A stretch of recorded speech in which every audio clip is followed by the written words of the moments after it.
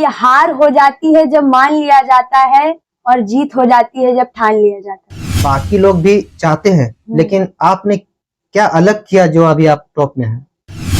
कोई भी संघर्ष मनुष्य के साहस से बड़ा नहीं और हारा वही जो डटकर लड़ा नहीं। सबसे बड़ी प्रॉब्लम तो फोन है। अच्छा, तो फिर टेंशन और कभी कभी पढ़ने का मन भी नहीं करता था कि नहीं अब नहीं पढ़ना है, अब जो होगा देखा जाएगा, अब मन नहीं कर रहा पढ़ने का। जोहार दोस्तों, हमारे चैनल में आपका स्वागत है। आप देख रहे हैं माँ झारखंड। अभी झारखंड में 10 का रिजल्ट अभी कल ही निकला है, जिसमें झारखंड की बेटियों ने परचम लहराया है। अगर लड़कियों की बात करें तो 1 से लेकर 5 तक या कहें 10 रैंक तक लड़कियों ने झंडे गाड़े हैं। तो अगर स्टेट लेवल की बात करें या कहें कि झारखंड राज्य की बात करें तो पहला, दूसरा और तीसरा रैंक जो आया है वो लड़कियों ने निकाला है। तो अभी हम लोग हैं धनबाद डिस्ट्रिक्ट में। तो धनबाद डिस्ट्रिक्ट में जो टॉप किए हैं, जो प्रथम जो आई है, जो अपना परचम लहराए हैं, आज हम उन्हीं के घर में हैं। नाम है इनका फिजा फातिमा और अभी हम लोग हैं वासीपुर में। ये मिल्लत हाई स्कूल से पढ़ाई किए हैं और अभी धनबाद में डिस्ट्रिक्ट टॉप में आए हैं 10th में। तो आज हम इन्हीं से आपको बात कराएंगे, क्या इनका तैयारी था, किस तरह का तैयारी था, किस तरह इन्होंने अपना तैयारी किया, सब कुछ बात करेंगे। तो लास्ट तक वीडियो में बने रहिएगा। तो सबसे पहले हमारे चैनल में आपका स्वागत है। आप थोड़ा अपना परिचय हमारे दर्शकों को थोड़ा देंगे? जी, मेरा नाम फिजा फातिमा है। मैंने मिल्लत हाई स्कूल से पढ़ाई स्टार्ट की। मैंने वहाँ 7th क्लास से अपना एडमिशन लिया था और अभी मेरा 10th कंप्लीट हुआ है। जैसा कि आप लोग जानते हैं, कल 10th का रिजल्ट आ चुका है। अभी तो आपने अच्छा रैंक लाया है, टॉप रैंक लाया है धनबाद डिस्ट्रिक्ट में। वो जो स्कूल है कौन कितने क्लास तक? वो 7 से 10 तक, यानी कि ये सेकेंडरी स्कूल है। 8, 9, 10 में आपका कैसा परफॉर्मेंस था वैसे? 7 में लॉकडाउन था और 8 में जो है वो हम लोगों का बोर्ड था। उस टाइम भी हम लोगों का सेंटर पड़ा था फर्स्ट टाइम, क्योंकि 8 बोर्ड हो जाता है जैक बोर्ड में। तो उसमें मेरा सब में क्योंकि मिला के रहता था, तो उसमें उस टाइम तक ग्रेड में मार्क्स आते थे, परसेंटेज में नहीं आते थे। तो उसमें मेरा सब में A+ आया था। A+ मतलब 80% से अबव, 90% से अबव जो होता है A+ लास्ट जाता है उसमें। पिछले साल 9 क्लास का रिजल्ट आया था, तो 9 क्लास में भी मेरे क्लास में सिर्फ 2 ही 3 बच्चे का वही आया था। उसमें भी मेरा सब सब्जेक्ट में A+ आया था। तो मुझे था कि अगर, क्योंकि A+ ग्रेड में आपको समझ में नहीं आता कि आपको परसेंटेज कितना आया है और आप खुद को समझ में नहीं पाते हैं कि हाँ मैंने क्या गलती किया, क्या सही किया, मार्क्स कहाँ कटा नहीं कटा। लेकिन सब्जेक्टिव में आपका एक मार्क्स तो जुड़ता है और परसेंटेज आता है। तो इसीलिए, और 10th में मैं बहुत ज्यादा एक्साइटेड थी कि मार्क्स आएगा कैसे और मुझे देखना है कि मेरा परसेंटेज एक्चुअली में कितना आता है और मैं कितने पानी में। जो रिजल्ट आया है इसमें देखने में आ रहा है कि सिर्फ लड़कियां ही आगे हैं, लड़के इसमें बहुत पीछे आ रहे हैं। क्या आप देखते हैं, क्या कारण देखते हैं? ऐसे तो कोई बेसिक कारण नहीं है। हाँ, लड़कियां हर चीज को बहुत सीरियसली लेती हैं और बचपन से ही देखने में आता है कि लड़कियों को कुछ चीजें बहुत ज्यादा जल्दी लग जाती हैं कि हाँ मुझे ये करना है। ये लड़के हर चीज को स्लाइटली लेते हैं कि हाँ ठीक है हो जाएगा।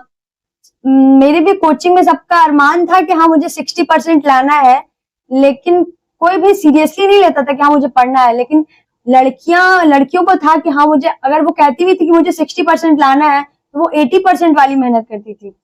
और लड़के खास सीरियसली लेते नहीं है। हाँ है, उन लोगों का एक दिन पहले ही तैयारी करने वाला सीन रहता है। आपका तैयारी कैसा रहता था? कितना घंटा तैयारी करते थे? टाइम चार्ट क्या रहता था आपका?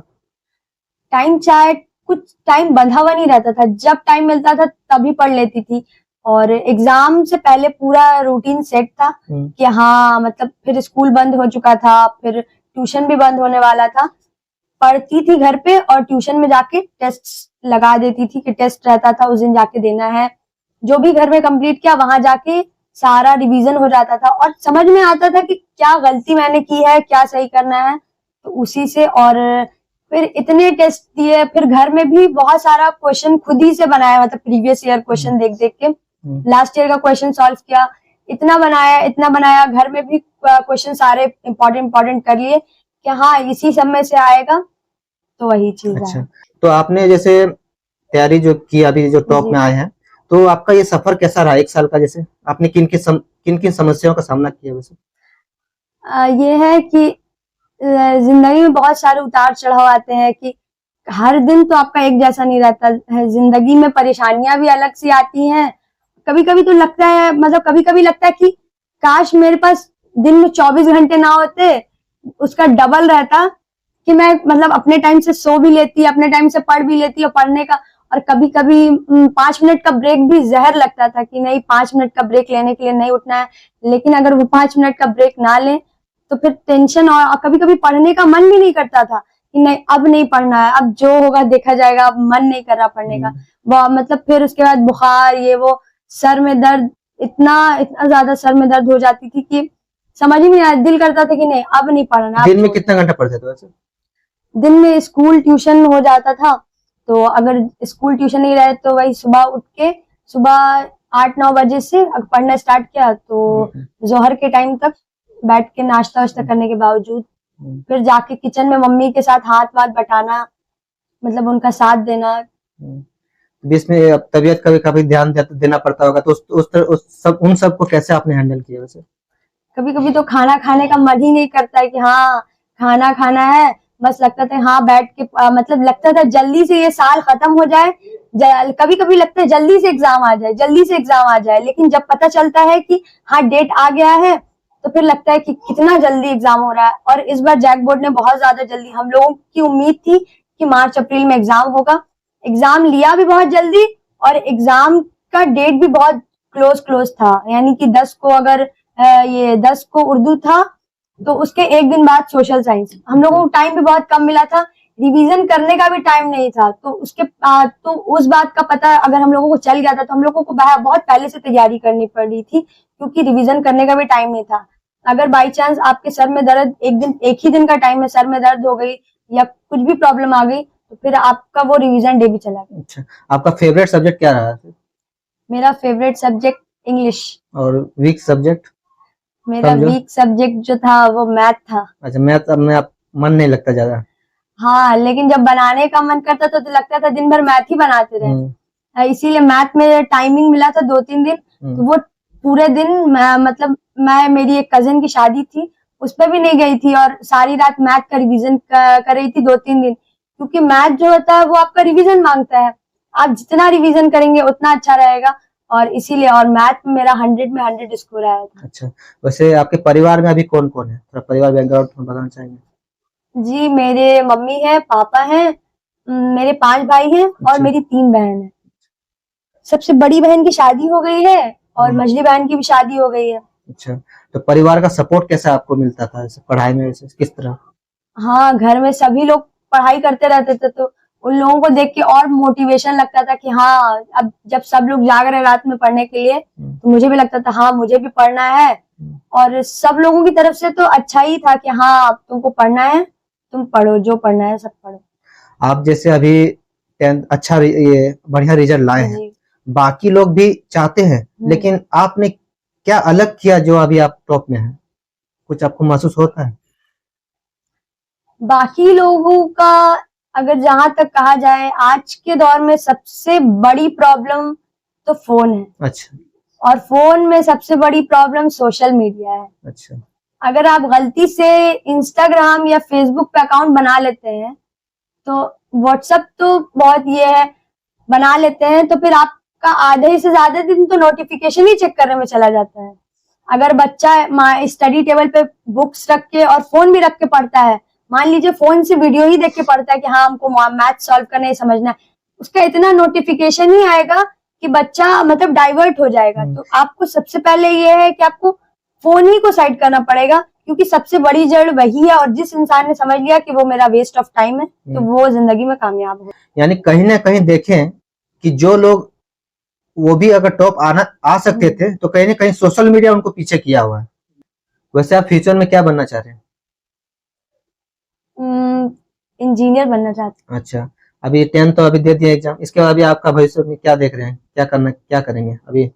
साइंस, आर्ट्स, कॉमर्स, किस क्षेत्र में अभी आप आगे बढ़े? साइंस लेके, मैथ्स लेके इंजीनियर बनना चाहती हूँ, वो भी कंप्यूटर साइंस में। अच्छा, चलिए ठीक है, बहुत बहुत बधाई वैसे आपको। बहुत बहुत शुक्रिया। आप तो वैसे एक मुकाम सफल हो गए हैं, और भी नेक्स्ट ईयर और बहुत सारे लोग, अभी लाखों लोग अभी तैयारी करेंगे, तो उन लोग कैसे आगे बढ़े, उन लोगों को कुछ सुझाव देना चाहेंगे जो आपका ये वीडियो देख रहे हैं, आपसे प्रेरित होके जी। नेक्स्ट ईयर में वो भी चाहे कि वो भी स्टेट में टॉपर करे, डिस्ट्रिक्ट में टॉपर करे, उनको लेकर कुछ बोलना चाहेंगे? मेरा बस यही कहना है कि कोई भी संघर्ष मनुष्य के साहस से बड़ा नहीं, और हारा वही जो डटकर लड़ा नहीं। अच्छा। यानी कि अगर आपने ठान लिया है तो वो आधी आपकी जीत तो है ही, क्योंकि जो सोच सकता है वो कर भी सकता है। और मेरा बस यही कहना है, जो अभी आने वाले जो इसके बाद जो 10th देंगे उन लोगों की बहुत सारे ख्वाहिशें होंगी कि हाँ मुझे भी इतना लाना है, मुझे भी स्कोर करना है। हर इंसान की अपनी अपनी ख्वाहिशें होती। मेरी भी जब मैं 9th में थी तो आगे वालों को देख के बहुत ज्यादा इंस्पायर होती थी कि हाँ मुझे भी ये लाना है। उनसे बस यही कहना चाहती हूँ कि मैं ये नहीं कह रही कि आप फोन मत चलाएं, मैं ये नहीं कह रही कि आप गेम मत खेलें, मैं ये नहीं कह रही कि आप अपना घर में ना अपने फ्रेंड्स को ना दे। एवरीथिंग इज इम्पोर्टेंट, सब कुछ जरूरी है। मैं बस ये कह रही हूँ कि हर चीज अपने वक्त पर अच्छी लगती है। अगर आपको दिन में 24 घंटे दिए हुए हैं तो आप उसमें से सारे टाइम को बांट ले। कोई ये भी नहीं कि हम रूटीन बना के एकदम टांग दे कि हाँ बस यही इसी पे हमको फॉलो करना, नहीं। आपको ये है कि आप सोए भी उसी टाइम पे, उठे भी, स्कूल भी जाए, ट्यूशन भी जाए, आने के बाद आप 1-2 घंटा रेस्ट भी करें, गेम भी खेले, चलाएं भी, लेकिन ये नहीं कि 2 घंटे से ज्यादा नहीं। अगर आपने 2 घंटा सेट किया तो 2 ही घंटे, और आपको खेलना भी है उसी टाइम में, क्योंकि सब कुछ जरूरी है और आपका फिट रहना भी जरूरी है। और प्रेशर लेके ना पढ़े, उससे इंसान का दिमाग खराब हो जाता है और माइंड बर्स्ट कर जाता है। इसीलिए आपको प्रेशर लेके नहीं पढ़ना है।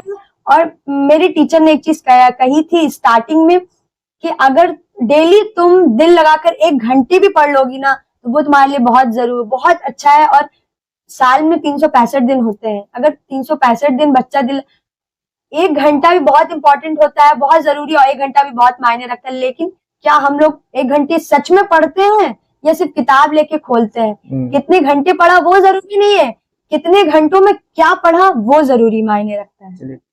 वैसे आपका क्या हॉबी क्या है? वैसे मेरी सबसे पहली हॉबी तो ये स्टोरी पढ़ना है। न्यू स्टोरी कहीं भी लिखी हो बस बैठ के पढ़ते रहना, उसमें मुझे बोर नहीं लगता है। और दूसरी चीज सिंगिंग। अच्छा। सिंगिंग मेरा पैशन है, बहुत सिंगिंग हमको बहुत पसंद है। मैं सिंगिंग करती हूँ। जो अभी बच्चे एग्जाम देंगे अगले साल और उनकी तैयारी तो अभी से शुरू हो जाएगी, मैं बस 2 लाइन कहना चाहती हूँ कि हार हो जाती है जब मान लिया जाता है, और जीत हो जाती है जब ठान लिया जाता है।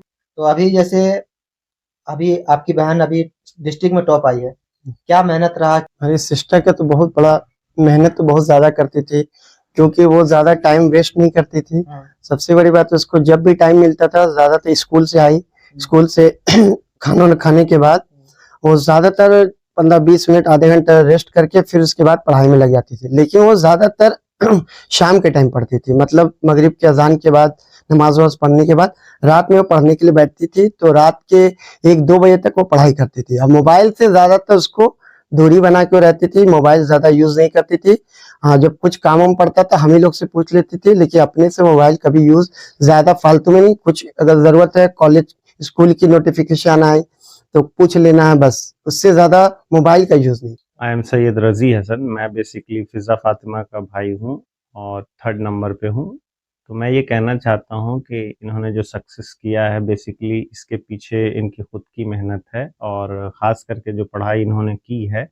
तो बेसिकली इससे पता ये चलता है कि अगर डेडिकेशन, अगर आप कंटिन्यूसली, अगर आपने खुद से वादा किया है, मेहनत ज़्यादा किया है, मजबूत इरादा किया है, तो definitely you will get success.